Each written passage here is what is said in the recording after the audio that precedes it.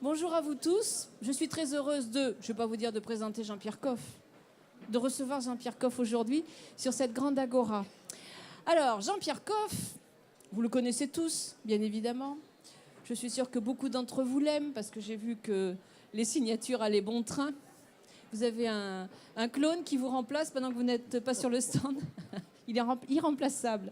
Je suis contente de le rencontrer parce que, bon, comme vous, je le connais. Comme vous, j'ai suivi les émissions Vivement Dimanche. Comme vous, j'ai suivi ses engagements.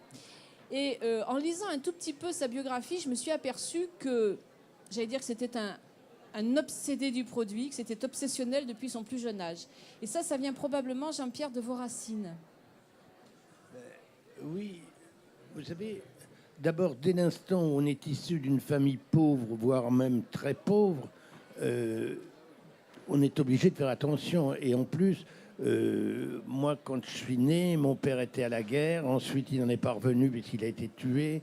Et que on était en principe alimenté en partie par mon grand-père qui était maraîcher et qui nous apportait de temps en temps des légumes et de temps en temps un bout de cochon parce qu'il élevait des cochons et puis qu'on usait le cochon jusqu'à la couenne. Vous étiez dans quelle région? J'étais en Lorraine, à Lunéville, qui n'était pas la ville la plus gaie de France, qui ne l'est pas d'ailleurs devenue, et qui était une ville de garnison. Donc beaucoup de militaires, beaucoup de... Très exposé pendant la guerre. Ah bah, on était le lieu de passage, c'est-à-dire que moi j'ai vu passer les Français qui se tiraient, ensuite les Allemands qui poursuivaient, et puis après j'ai revu les mêmes dans l'autre sens, les Français en moins bon état, les Allemands en moins bon état, puis derrière les Américains fringants, nous jetant comme à des indigènes, des bouts de chewing-gum, des morceaux de chocolat. C'est formidable d'ailleurs, parce que si on réalise maintenant la vulgarité, sûrement avec de la bonne volonté, mais vous imaginez des soldats qui sont sur la tourelle d'un char et qui jettent comme ça à poignée, comme à des singes à qui on jetterait des cacahuètes, c'est quand même quelque chose de totalement humiliant. Et nous, comme des imbéciles, on se baissait, on découvrait le chewing-gum moi, j'avais jamais mangé de chocolat de ma vie. Après 4 ans de privation quand même. C'est vrai aussi que ça arrive dans une période très particulière. Ça s'adresse souvent quand même aux enfants, aux femmes qui ont été extrêmement privées de tout. Vous avez bien sûr. Voilà. Oui, l'autre jour, je faisais une émission avec Joël Goron qui me dit quel est le 4 heures, quand tu étais petit, quel est ton souvenir de 4 heures. Et je lui dis, mais moi, le 4 heures, c'était un bout de pain frotté d'ail. Alors ça, c'est curieux parce que c'est un des 4 heures du Périgord, la frotte à l'ail, voilà, avec du gros sel. Mais c'est pas déshonorant, c'est même très bon. Et moi, j'ai mieux encore mangé un bout de pain avec un bout de lard ou avec un bout de pâté à 4 heures que de manger une sucrerie ou une madeleine. Alors, racontez-moi un peu, votre maman, quand elle faisait la cuisine et que vous étiez donc petit, avec si peu de produits, si peu de choses, est-ce qu'elle arrivait à faire des bonnes choses? C'était pas ma maman qui cuisinait parce que ma mère, qui était veuve, donc a été obligée de reprendre le salon de coiffure de mon père. Donc elle a appris un métier qu'elle connaissait pas puisqu'elle était musicienne et ça n'avait rien à voir avec un salon de coiffure. Non, où j'ai appris réellement la vie, c'est parce que par chance, quand j'ai eu à la fin de la guerre, donc moi je suis né en 38. En 45-46, la Croix-Rouge suisse a lancé un appel en disant que tous les pupilles de la nation, donc ceux qui avaient perdu un membre de leur famille à la guerre, c'était dans ce cas-là, puisque j'avais perdu mon père, étaient invités par une famille en Suisse. Et donc, j'ai eu cette chance folle d'aller dans une famille de paysans. À Montmelon-Dessous, c'est-à-dire à côté de Porrentruy, Saint-Ursanne, par là, il y avait 2 maisons et il y avait 2 fermes, et dont celle où il y a eu une famille qui m'a accueilli. Et les Fleury, puisque c'est le nom des gens qui m'ont accueilli, qui malheureusement sont les enfants de la famille qui m'a accueilli sont morts l'année dernière car je suis resté en contact avec eux tout le temps. Et la femme de Germain, qui était le frère aîné, est encore venue alors que je donnais une conférence à la Chaux de Fonds. Et pour moi, c'est ma famille, en fait. C'est plus que ma famille. Est-ce qu'on peut dire c'est plus ma famille quand il s'agit d'une famille d'accueil? Je ne sais pas. Mais c'est des gens qui m'ont Ils vous ont construit. tout appris, Oui. à ce point que je ne suis resté que 2 mois. Et qu'en revenant, je pense que j'ai fait une maladie psychosomatique pour pouvoir repartir. Et je suis reparti 1 an, donc j'ai passé presque 1 an et demi en Suisse, chez eux, dans une famille incroyable, où on faisait le pain 1 fois par semaine, des grosses miches qu'on tranchait. Moi, mon éducation sexuelle s'est faite en regardant la jument Fanny en train de se laisser pénétrer par un étalon, et c'était superbe. Alors, voyez, je reviens sur cette période d'enfance de Jean-Pierre Coff parce que, encore une fois, je pense qu'il y a des choses qui s'inscrivent dès l'enfance et qui sont très importantes. Là, on en a vraiment la preuve. Et je ne suis pas sûre que vous sachiez ça de Jean-Pierre Coff, qui probablement n'en a pas parlé extrêmement souvent. Non, c'est pas, Voilà. pas Mais sûr que ça c'est un soit peu le passionnant. socle quand même de ce qu'a fait Mais votre forcément, conviction. parce que l'agriculture de moyenne montagne est une agriculture qui est tout le contraire de l'agriculture productiviste. On fanait à la faux, on moissonnait à la faux, on liait à la main.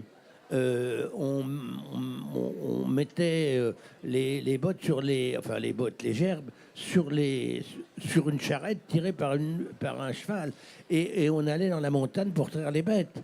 Alors, j'allais dire, bon, c'est une autre époque, les pages se tournent, les choses avancent, pas toujours dans le bon sens, mais il y a parfois des retours de manivelle. Alors, c'est vrai que vous avez défendu le produit, que vous y avez mis toute votre conviction et tous les outils dont vous disposiez. C'est-à-dire que vous avez été cuisinier, vous avez eu des établissements, vous avez fait de la télévision, vous avez écrit des livres, vous avez pris des engagements. Votre nom est associé à une marque de la grande distribution. Je veux dire, pour s'engager à ce point-là, pour donner son nom d'une certaine façon à une marque extrêmement critiquée, c'est qu'on est vraiment convaincu qu'on va faire avancer les choses. Mais parce que depuis le premier jour où le hasard, vraiment totalement le hasard, a voulu que je fasse de la télévision, ce qui était tout à fait contre mon idée, j'avais pas du tout envie de faire ça. Ça m'amusait pas, la télé. Je comprenais rien au machin qui s'allumait, là, la lampe rouge, l'autre qui se fait. Je comprenais rien à ça. C'est bienvenu, hein, par la suite. Oui, enfin, et je me suis retrouvé faire ça, et c'était à partir les essais que j'ai faits à Canal, à la demande de Denisot et de Pierre Lescure, avaient un thème, c'était la coquille Saint-Jacques, et c'était fin octobre, donc c'est-à-dire tout au début de la saison de la coquille. Et instinctivement, c'est-à-dire qu'en réalité, je crois que dans tout ce que j'ai fait dans ma vie, il y avait un fil conducteur. Vous avez raison de l'avoir souligné, mais ce fil conducteur, il est pas voulu. C'est pas moi qui ai dit tiens, je vais faire ça. Vous êtes construit autour de ça. Les coquilles Saint-Jacques, c'était évident que je ne pouvais pas amener sur un plateau de télévision. Imaginez ici qu'il y ait 50 coquilles, avec la chaleur qu'il fait avec les projecteurs, elles vont bailler. Pas sûr qu'à 12h30, au moment de les manger, elles soient d'une grande fraîcheur. Donc moi, je suis allé sur le marché le matin à 6h30. J'ai dit au poissonnier qui était là, voulait pas me décoquiller une douzaine de coquilles. Je les ai mis dans ma poche, dans un pochon en plastique, et je suis arrivé gaiement faire de la télé avec ça. Et quand je suis arrivé, il y avait 2 grands cuisiniers étoilés qui avaient talé des coquilles, et je les voyais pleurer la mort et l'eau sous les projecteurs. Et Denisot, toute ma vie, je me souviendrai qu'il était très en colère, qui me dit « Mais tu n'as pas amené de coquilles, alors toi ?» Si, elles sont dans ma poche. « Ah bon ?» Et au moment où on est sur le plateau, il me dit « Alors vous n'avez pas de coquilles ?» Et je dis, si elles sont dans ma poche, j'habite au 6e étage sans ascenseur, je vais quand même pas monter 15 kilos de coquilles pleines pour redescendre 12 kilos de coquilles vides quand même. Ça serait bête, d'autant que je vais me couper la main en les décoquillant, en les ouvrant. Le poissonnier, c'est son métier. Donc à la fois, je défendais un professionnel, un vrai, un type qui sait ouvrir des coquilles, les décoquiller et vous les nettoyer, vous les mettre dans un pochon. Et puis d'autre part, je défendais le bon sens. Et en plus de ça, je défendais la qualité de la coquille qu'on ne peut pas laisser comme ça bâiller. Et le goût et le plaisir de manger une fois que c'est cuisiné. Et à la fin, j'ai expliqué qu'il risquait d'y avoir pénurie de la ressource et qu'il fallait être respectueux. Vous savez qu'avant, on pouvait ramasser les coquilles pendant les périodes de grande marée. Et je trouvais ça absurde, des gens qui ont ramassé 15 kilos alors qu'ils n'avaient pas besoin de 15 kilos. Et c'est l'idée de toujours penser à l'autre dans la démarche alimentaire qui est aussi une règle de conduite. Penser à l'autre.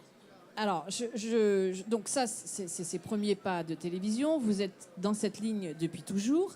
Je suis désolée, je sais pas, est-ce que quelqu'un pourrait demander aux gens qui sont derrière de faire moins de bruit? Je suis extrêmement gênée par ça parasite, j'ai du mal à... C'est pas de la prétention, mais c'est que c'est juste... Voilà. Oui, pour la qualité de l'entretien, je pense que c'est bien aussi. Il faut dire les choses de temps en temps et vous savez le faire. Oui, alors donc, je voudrais qu'on vienne à ce livre-là, justement. C'est ce qui nous a amené, enfin, les propos que vous teniez, c'est ce qui m'amène à parler de ce livre, parce qu'encore une fois, les deux livres qu'on présente aujourd'hui sont très différents. Donc, arrêtons de manger de la merde, ça c'est votre langage. De temps en temps, il faut l'utiliser, effectivement, pour que les choses finissent par se passer. Et là, ce que j'ai apprécié dans ce livre, c'est que, dans un langage extrêmement facile, il est très simple à lire, ce livre, vous parlez des produits de tous les jours, ceux dont on a tous besoin, et vous expliquez pourquoi ces produits, comment ces produits ont évolué et comment il est encore possible de faire différemment. Et ça, j'ai trouvé ça très appréciable. Est-ce que c'était l'objectif, effectivement, de... C'était d'expliquer à la fois le processus de dégradation du produit, qui est patent, enfin, on ne peut pas dire le contraire, et essayer d'expliquer comment on est pris par l'administration, par des par le temps, par la consommation, spécialistes. Par le nombre. Oui, je vous donne juste un exemple qui m'avait profondément choqué. Quand tout à coup Bruxelles, alors c'est vraiment une entité Bruxelles, on ne sait pas ce que c'est. Hein, une nébuleuse. C'est Bruxelles, c'est un endroit comme ça. Bon, on sait que c'est en Belgique, mais et là il y a des technocrates. Et là il y a quand même des gens qui se sont dit que les poules en cage, enfin en captivité, c'était pas quand même l'idéal. Ce qui part d'un très bon esprit et dont on ne peut que les féliciter. Le départ est pas mauvais. Le départ est plutôt plein de bon sens. Mais quand on s'aperçoit que, au lieu de dire il n'y aura plus de cages, on dit non, il y en aura toujours, mais il faut les agrandir un petit peu. Alors on leur rajoute 10 cm. Vous parlez d'une affaire, quand tout à coup vous êtes de 40 à 50 dans une cage, imaginez que vous soyez poule, franchement, vous voyez, c'est plus petit que ça, une cage où il y a une poule qui tourne. Et comble de subtilité, on va agrandir la cage, c'est vrai, mais en plus de ça, on va mettre un perchoir pour lui faciliter la ponte. C'est vous dire si on a affaire à des spécialistes. Je pense que de l'œuf, même sans avoir jamais mis les pieds dans une ferme ou une basse-cour, vous avez rarement vu une poule qui a le bon sens de pondre perché. Hein, c'est assez rare, enfin, à moins que elle ait envie tout de suite de faire une omelette, mais sinon, ben, voilà. Alors, ils n'ont pas prévu la poêle dessous, c'est ça qui, en fait, c'est ça qui manque. C'est typiquement ça, le cas de Bruxelles. C'est des gens, enfin, qui ne peuvent pas avoir réfléchi une seconde. Donc, comment on en est arrivé là et pourquoi ça se dégrade? Et alors, à partir de là, vous voyez, c'est l'industrie de l'œuf qui est mise en cause. Parce qu'il faut savoir qu'un malheureux qui est propriétaire d'une exploitation de 30 000 poules en cage, c'est pas lui les 30 000 poules. Elles sont un industriel qui les lui donne sous forme de poussins pour qu'il les mène jusqu'à 80-90 jours. Donc pendant ce temps-là, elles pondent. Une poule qui vieillit, elle est plus rentable parce qu'elle fait un œuf plus gros. L'œuf plus gros ne se vend pas, donc il faut les faire passer à l'abattoir. Donc, le type, si jamais l'alimentation de la poule se dégrade d'1 gramme par jour, je dis bien 1 gramme par poule, vous avez 30 000 poules, ça fait 30 000 grammes. 30 jours, ça fait 90 000 grammes. Le type est en faillite. Parce qu'il n'a pas les moyens de perdre 90 000 grammes d'aliments pour le bétail. Et donc, c'est un métier de cinglé.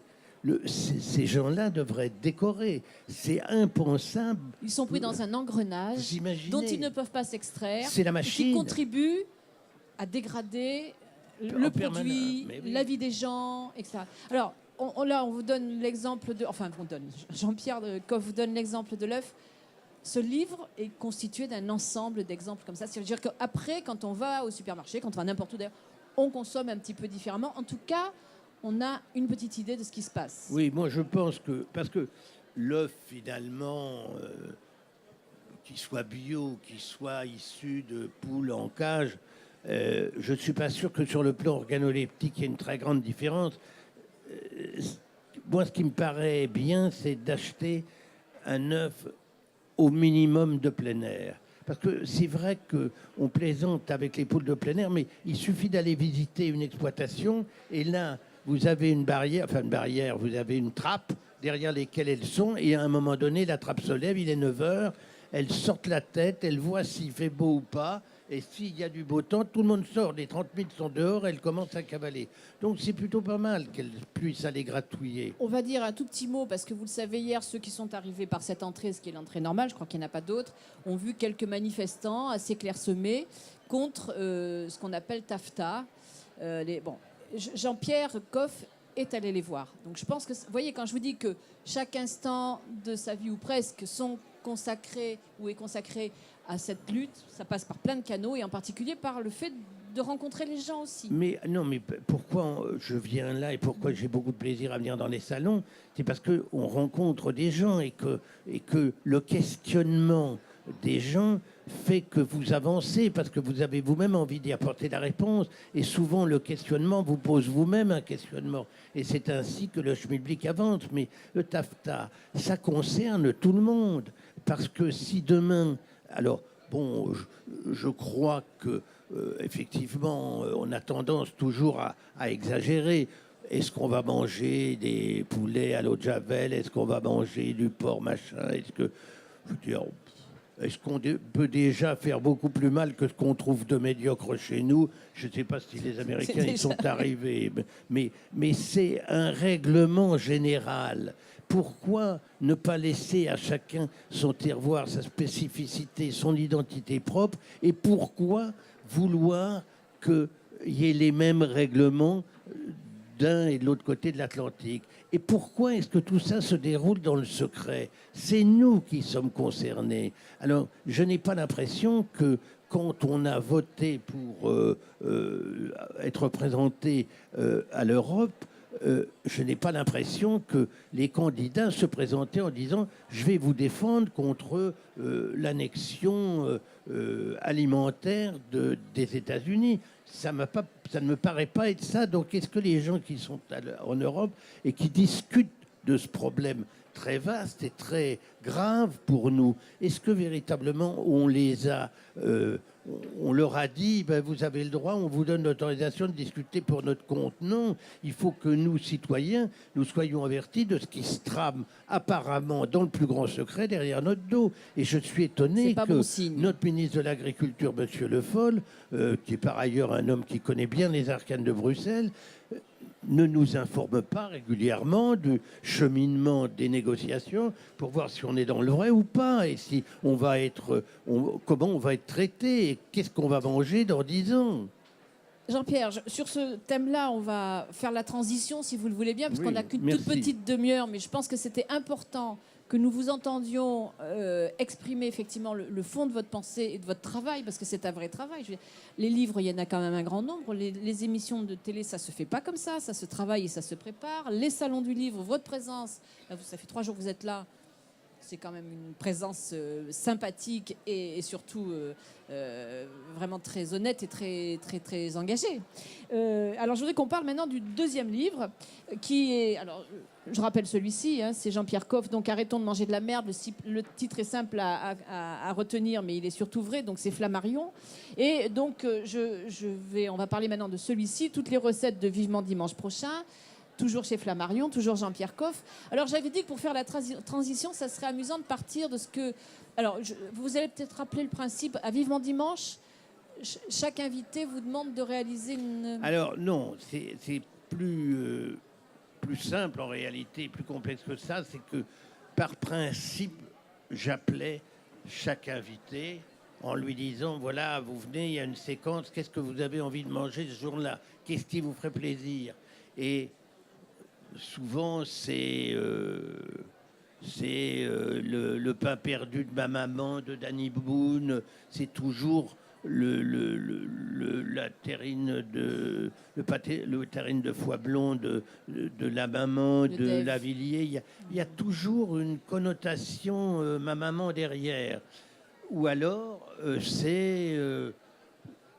et ça, c'est la connotation, je veux dire, sincère du type qui réfléchit pas, qui aime ça, qui a ce souvenir-là, et c'est bien. Et puis, il y a l'autre aspect, c'est la star qui est entourée d'un staff, qui discute avec le staff, qui essaie de trouver ce qui risque d'être assez putassier comme recette fera pour bien. plaire au Oui, public.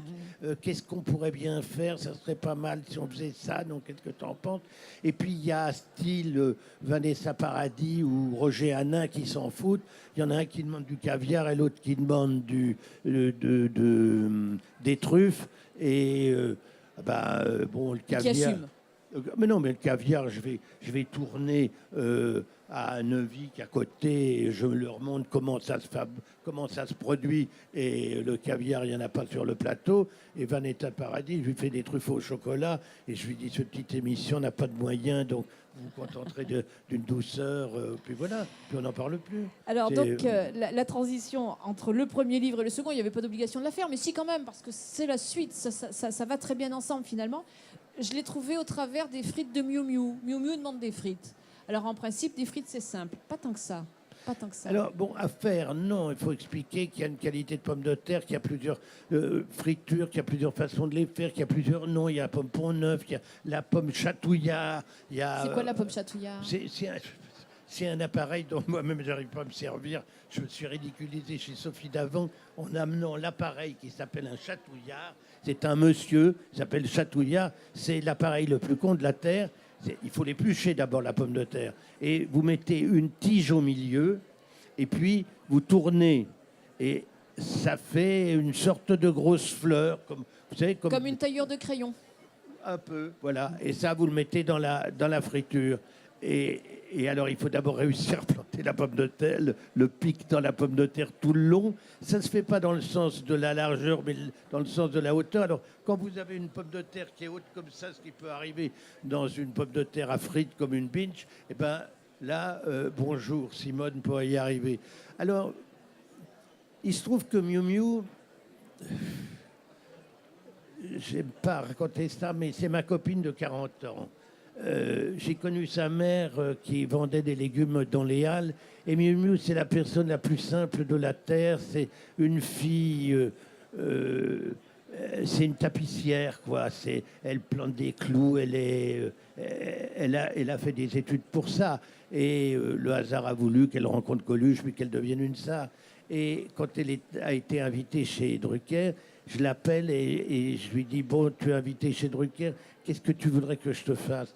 Et elle me dit, moi j'aimerais manger des frites. Alors je lui dis, tu peux me dire pourquoi? Et elle avait compris que la frite, sans se rendre compte que c'est d'une difficulté épouvantable de faire ça à la télé. Parce que il n'y a pas de cuisine chez Drucker. Donc c'est toujours, c'est du réchauffage, quoi. C'est ce que je fais chez moi, que je ramène les frites pour les faire réchauffer, sauf si vous les achetez surgelées. Mais moi, mon idée, c'est pas de manger des frites surgelées, c'est de manger de la frite fraîche. Et elle me dit, oui, mais quand je regarde les autres artistes qui viennent vous rendre visite, je vois qu'ils s'en foutent partout. Parce que l'assiette est là, que effectivement par rapport au canapé rouge, il y a la même place, qu'ils n'osent pas prendre l'assiette pour manger à bonne hauteur, donc ils font ça, ils s'en foutent partout, vers du nettoyage. Enfin bref, c'est une horreur. Les frites, c'est pas pareil. On prend ses doigts, on les met là, ça risque pas de tomber, tout va bien. Et c'était, vous voyez, ça c'est le bon sens. Ça c'est, je réfléchis, moi je veux pas me tâcher, je veux pas être ridicule, je veux pas m'en mettre partout.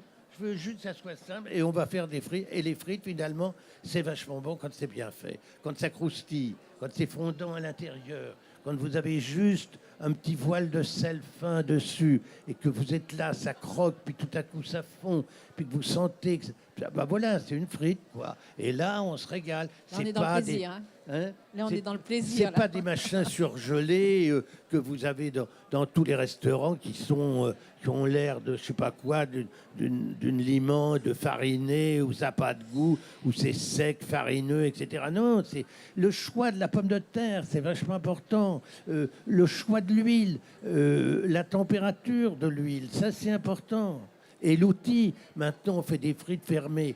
Moi, je ne sais pas ce que c'est. Moi, j'utilise une négresse comme un... Alors, il y en avait une. Alors, je le dis, j'en profite pour le dire, parce que je ne sais pas si beaucoup de gens y vont. Dans le sous-sol de... Il y en a une, justement. Oui, oui. Dans le sous-sol du salon, vous avez un vide-grenier. Et moi, entre les animations de table ronde que je fais, je vais au vide-grenier. Je suis allée chercher un peu de liquide à la poste et je me régale. Et il y a une négresse. Il y en avait une hier, comme je n'avais pas vu depuis longtemps. Mais oui. Et il y a un truc pour faire bouillir le lait aussi. Allez voir, il y a un petit instrument avec un petit... C'est un petit pot avec une anse, un petit couvercle avec des trous, le lait remonte, la crème reste sur le dessus. C'est génial, ça. C'est des outils qu'on trouve de moins en moins facilement. C'est fini, ça n'existe plus. Donc aller faire ce saut là-bas, ça vaut le coup quand même. Parce qu'on parle des produits, mais on ne parle pas toujours des outils. Voilà.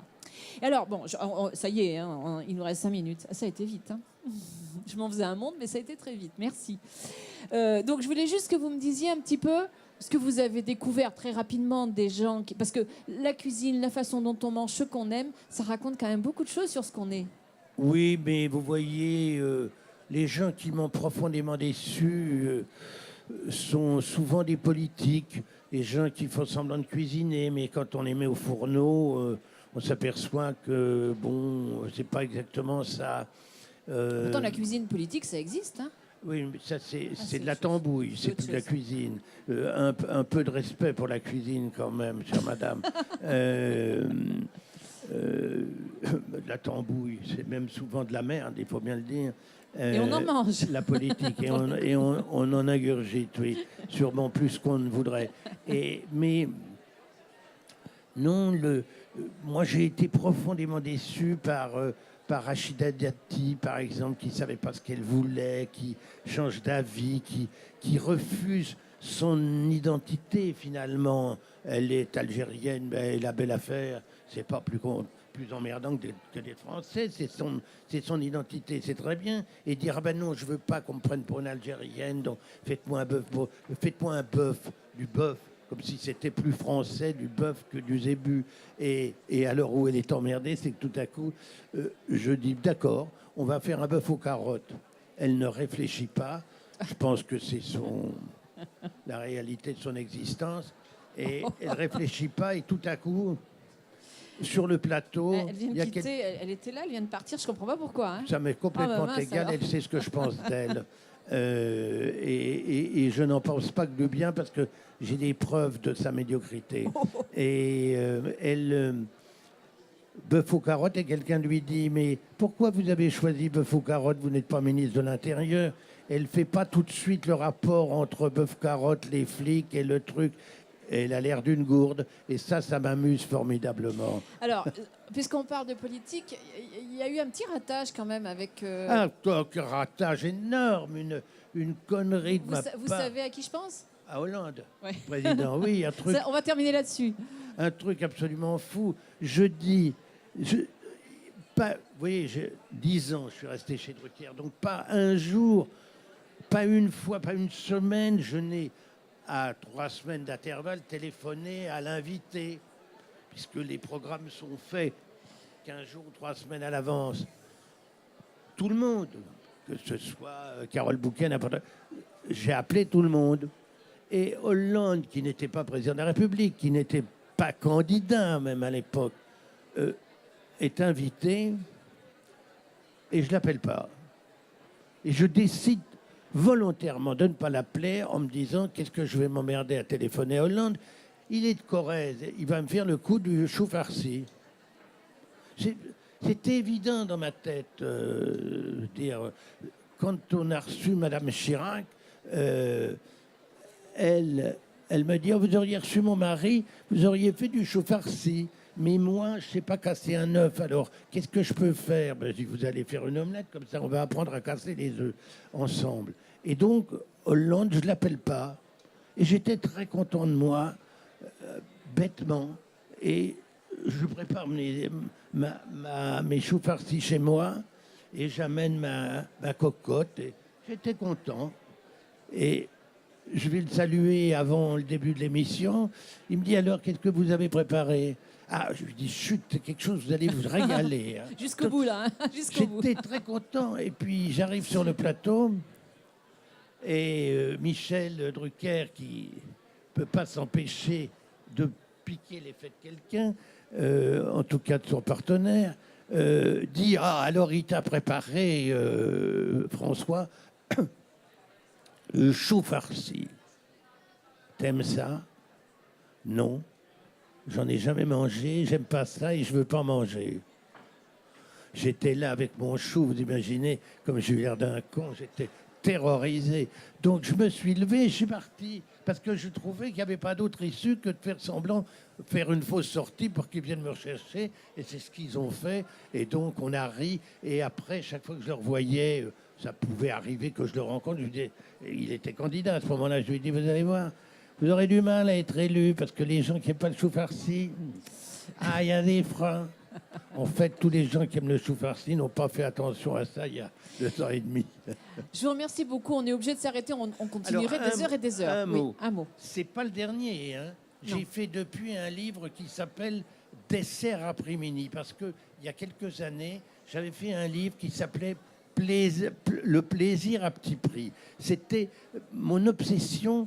C'est quand même, on n'en a pas parlé, que on ne considère pas qu'il y a une fatalité pour des gens qui n'ont pas d'argent à bouffer de la merde. Je considère que dans cette société, tout le monde, sans exception, surtout les gens qui sont démunis, doivent pouvoir manger des produits de qualité à un prix juste. C'est ça mon combat de toute ma vie. C'est faire en sorte que les gens mangent convenablement pour un prix normal. Il ne s'agit pas de leur donner de la merde en disant c'est bon marché et avec ça, débrouillez-vous et régalez-vous si vous aimez ça. Non, c'est essayer de faire bien le mieux possible pour pas cher. Or, je me suis inspiré, moi qui suis un enfant de la guerre, de tous ces livres de restrictions, ce qu'il y avait, vous les anciens qui êtes là, vous devez vous souvenir qu'entre 43 et 48, on a eu des livres de restrictions, c'était des livres de recettes.